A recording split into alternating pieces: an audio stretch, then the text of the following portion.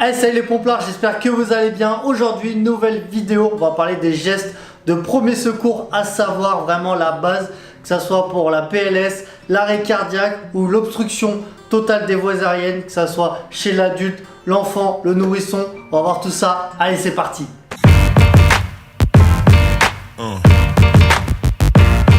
Yeah. Yeah. Yeah.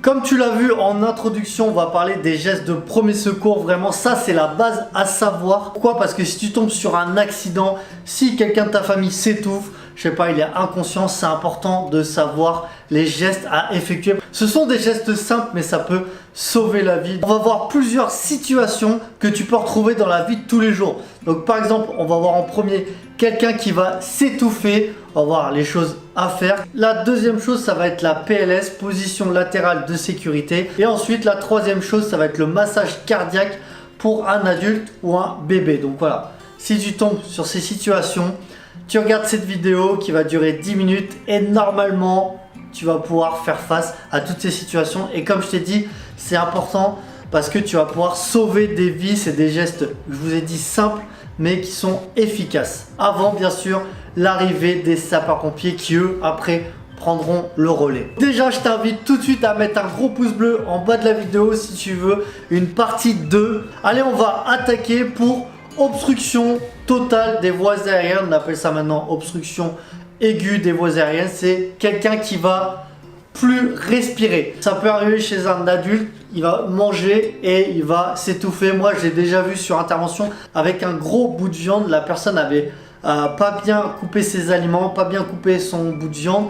Quand elle a avalé, bah forcément, elle s'est étouffée. Donc ça peut arriver chez l'enfant ou le nourrisson. Ils peuvent avaler, je sais pas moi, des Legos, des billes, des choses comme ça. Là, on est sur l'obstruction aiguë des voies aériennes. On est bien d'accord. Il n'y a plus d'air qui passe. La personne souvent va mettre ses mains au cou pour essayer de chercher de l'air. Il n'y a aucun bruit, aucun son qui passe. Et il va commencer. Donc là, tu es bien d'accord qu'il va falloir vite faire des gestes. Parce que la personne, si elle a plus d'air, eh ben, elle va tomber en arrêt cardiaque et elle va mourir. Allez, je vais vous montrer les gestes à effectuer. Donc j'ai Mika qui fait la victime. Déjà, la première chose à faire, c'est regarder dans la bouche si on voit le corps étranger et si on peut l'extraire. Ensuite, on va faire de 1 à 5 claques dans le dos vigoureuses entre les omoplates. On va faire une compression abdominale. Donc là, on comprime. L'idée, c'est de faire un effet piston. Donc voilà, on fait de 1 à 5 fois.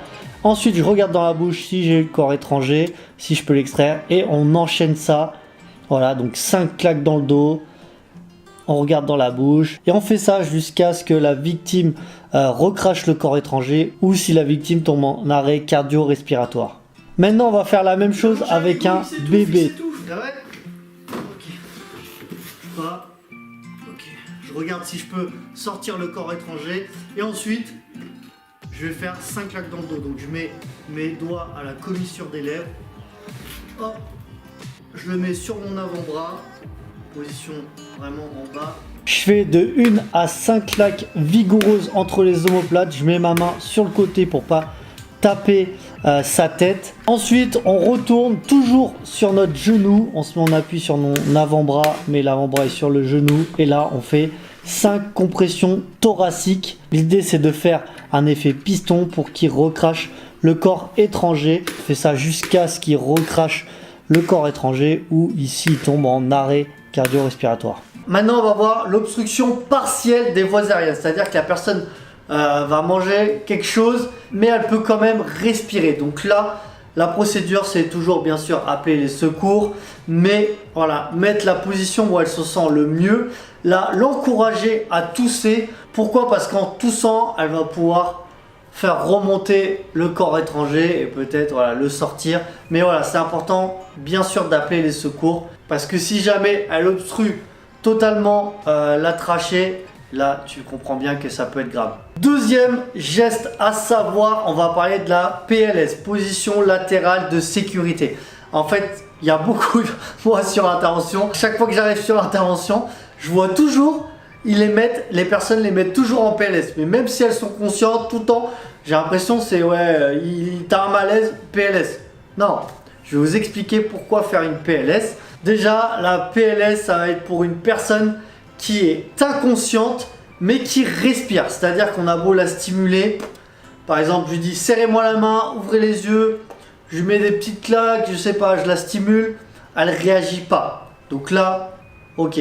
On passe à la deuxième étape. On va voir si elle respire. La personne respire. Donc ça, c'est déjà une bonne chose. Et là, on va la mettre en PLS, donc sur le côté. Pourquoi? Pour éviter deux choses. Pour éviter, tu es bien d'accord que si elle est allongée, si elle vomit, elle va s'étouffer avec son vomi parce que le vomi va pas ressortir.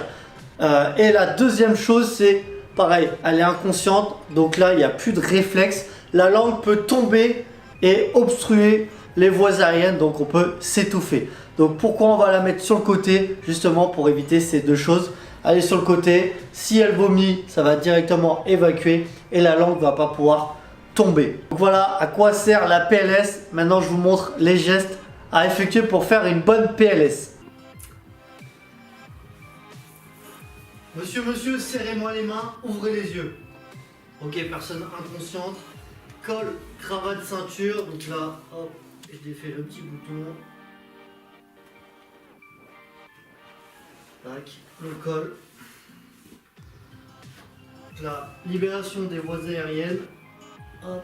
Et là, je regarde sur 10 secondes si je vois respirer. Donc là, c'est bon. Je vois son ventre qui se lève. Je sens sur ma joue qui respire. Donc là, c'est parti. Le but, c'est de mettre sur le côté. Donc on va faire une PLS. Position latérale de sécurité. Donc là, on va mettre son bras à 90 degrés côté retournement. Ensuite, je prends sa paume de main, paume contre paume. Je l'amène sur sa joue. Ensuite, je lève sa jambe et je bascule la personne sur le côté. Ensuite, j'enlève ma main, j'ouvre sa bouche. Je continue à mettre sa jambe à 90 degrés. Je couvre la victime en attendant les secours et je fais une surveillance. Donc je regarde s'il respire. Là, c'est vraiment les gestes techniques, mais ce qui est important à savoir, c'est mettez-la sur le côté. Après, que le genou, le bras n'est pas à 90, franchement, ça, c'est pas le plus important. Si vous le faites, tant mieux pour la personne. Mais le plus important, c'est vraiment de la mettre sur le côté. Troisième chose à faire, on va parler du massage cardiaque. Déjà, il faut savoir pourquoi effectuer un massage cardiaque. Tu vas pas faire un massage cardiaque avec quelqu'un qui est conscient. Là, le pauvre, je pense qu'il va ramasser. Donc voilà. Pourquoi effectuer un massage cardiaque? On évalue la conscience. Serrez-moi la main, ouvrez les yeux. Ok, pas de conscience. On évalue la respiration sur 10 secondes. Pas de respiration. Inconscient, pas de respiration. Donc là, on va effectuer un massage cardiaque. Le but du massage cardiaque, ça va être d'appuyer sur la poitrine et c'est de faire un effet piston pour comprimer le cœur. En fait, le cœur, c'est tout simplement une pompe qui envoie le sang, l'oxygène aux organes, au cerveau. Donc, en effectuant un massage cardiaque, justement, on alimente les organes, on alimente le cerveau. Voilà pourquoi c'est important d'effectuer un massage cardiaque. On va utiliser bien sûr un DSA, un DAE. Ça, c'est ce que vous trouvez dans des gymnases, dans des mairies. Défibrillateurs semi-automatiques, défibrillateurs automatiques externes. Voilà, ça, c'est exactement la même chose. On a les patchs et à quoi ça va servir en fait quand notre personne est en arrêt cardiaque. Le cœur, il bat de manière anarchique, un peu n'importe comment. Là, notre DSA, notre DAE va nous servir. En fait, ce qu'il va faire, c'est qu'il va envoyer une décharge électrique au cœur pour réinitialiser le cœur comme ça. Il va recommencer à battre comme il faut. Après, si c'est un tracé plat, c'est-à-dire que notre cœur il bat plus, malheureusement le DSA va servir à rien, mais ça on le sait pas, donc c'est pour ça c'est important de mettre tout de suite ce DSA, ce DAE. Là j'arrive sur une personne, voilà, je sais pas, elle me répond pas, donc bonjour madame, serrez-moi les mains, ouvrez les yeux, j'ai pas de réponse. Là je dis à l'aide, à l'aide. Si j'ai mon téléphone portable, je peux commencer à appeler le 18, en mettre en haut-parleur. Et c'est parti, donc col, cravate, ceinture, hop, tac. Libération des voies aériennes. Regardez ma main, bien sur le front.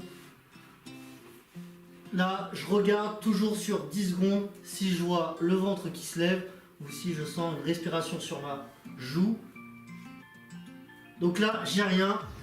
La personne est en arrêt cardio-respiratoire. Donc là, c'est parti. Donc là, j'ai toujours soit le 18 en kit main libre. Le but, c'est vite de prévenir les secours. Parce que moi, je vais entamer le massage cardiaque. Donc là, c'est parti. Donc pour le massage cardiaque, on regarde la ligne imaginaire des tétons, doigts. Les coudes sont verrouillés. Et là, le but, c'est de faire un massage cardiaque à peu près 100 par minute. Voilà. Donc là, j'enchaîne le massage cardiaque.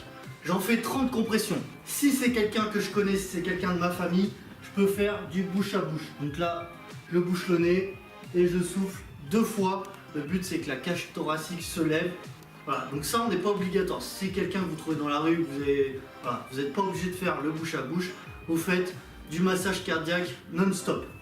Donc ensuite, on va mettre le petit DSA, défibrillateur semi-automatique. Donc ça, c'est ce que vous trouvez dans des mairies, je vous ai dit, dans des gymnases. Donc déjà, il faut que la victime soit sèche. Si elle est mouillée, il faut sécher. Ensuite, il va falloir raser la victime pour que les patchs collent bien. Si vraiment elle a des poils, hein, beaucoup de poils. Ensuite, c'est simple, pour mettre les patchs, vous avez les dessins comme ceci. Il y a aussi les dessins pour l'enfant.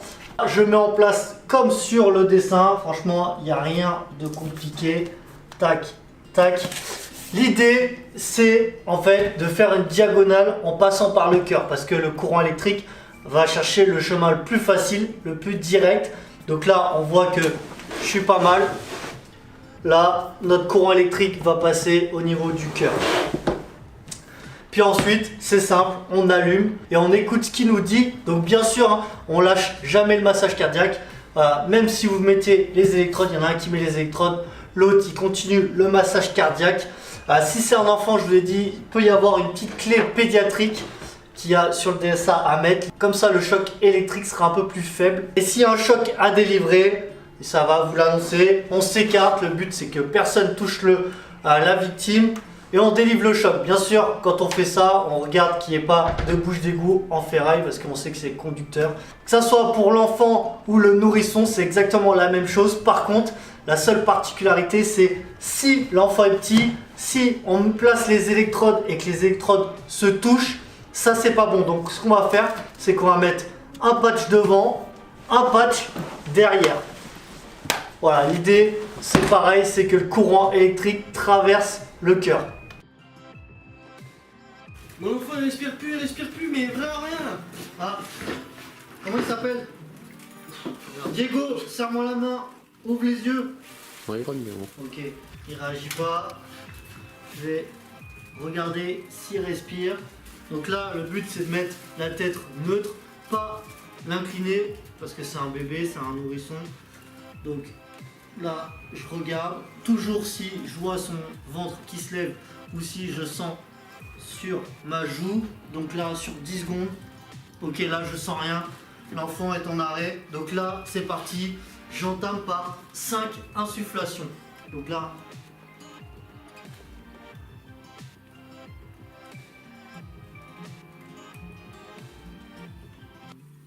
le but c'est de voir le thorax se lever légèrement. Ensuite, c'est parti pour le massage cardiaque.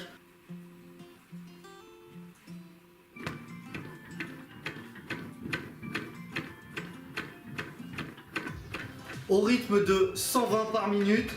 Donc là, j'en fais 15 et ensuite, bouche à bouche. Donc j'en fais 15, 2 insufflations. Je repars sur 15 massages cardiaques.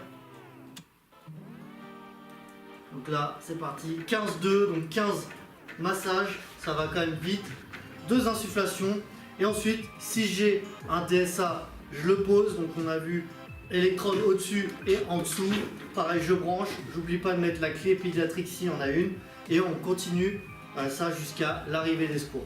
Allez, ça y est, la vidéo est terminée. Je vous ai expliqué les différents gestes de premier secours. N'hésitez pas à mettre, je vous ai dit, un pouce bleu si vous voulez une deuxième vidéo. Parce que je vous ai dit, il y a tellement de choses à savoir. Et n'hésitez pas à partager la vidéo à vos amis, à la famille. Parce que je vous ai dit, ça c'est des gestes que tout le monde devrait savoir. Et franchement, il n'y a rien de compliqué. Je suis sûr que voilà, maintenant, tu as vu cette vidéo, tu es au taquet. Donc n'hésitez pas à vous abonner à ma chaîne YouTube pour voir les prochaines vidéos. Et on n'oublie pas, si t'es pas mort, envoie plus fort.